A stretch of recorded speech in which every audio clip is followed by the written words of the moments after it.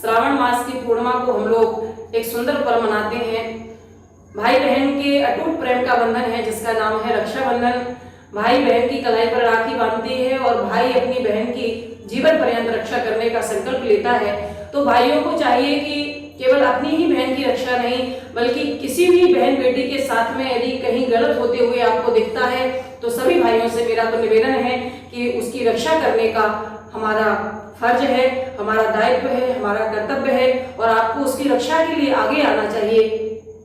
आज मुझे लगता है कि रक्षाबंधन का पर्व ही खतरे में है क्योंकि समाज में एक प्रचलन जो है वो बड़ी तेजी से चल रहा है जिसको कहते हैं कन्या भ्रूण हत्या। बेटियों को गर्भ में ही मरवा दिया जाता है। जब बहन बेटियां ही नहीं रहेंगी तो रक्षाबंधन का पर्व मनाएगा कौन?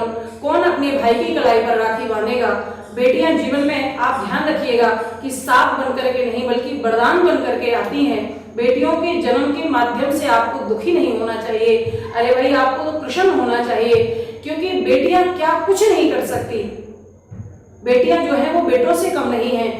एक अंतरिक्ष की यात्रा करने वाली जो बेटी है जिसका नाम है कल्पना चावला, वह भी हमारे देश की बेटी जिन्होंने अंतरिक्ष की यात्रा सर्वप्रथम अंतरिक्ष की यात्रा की।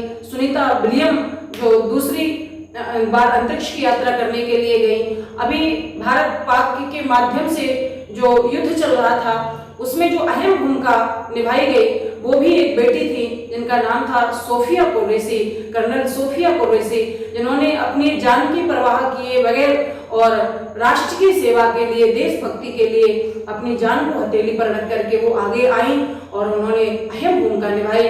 दूसरी बेटी का नाम है व्योमिका सिंह जो एक विंग कमांडर हैं और उन्होंने अपनी देश की सेवा के लिए अपने प्राणों को भी न्यौछावर कर देने का संकल्प लेकर के और आगे आई और उन्होंने खूब प्रयास किया ऑपरेशन सिंदूर को सफल बनाने के लिए। अरे भाई, महारानी लक्ष्मीबाई हुई, वो भी एक बेटी थी। किस प्रकार से उन्होंने युद्ध किया और अंग्रेजों को भारत से भगाने का संकल्प लिया। मेरे कहने का तात्पर्य है कि आज राष्ट्रपति के पद पर जो अभिषिक्त हैं, जो विराजमान है, वह भी तो एक बेटी है। वो भी तो किसी माँ के गर्भ से जन्म लेकर के आई।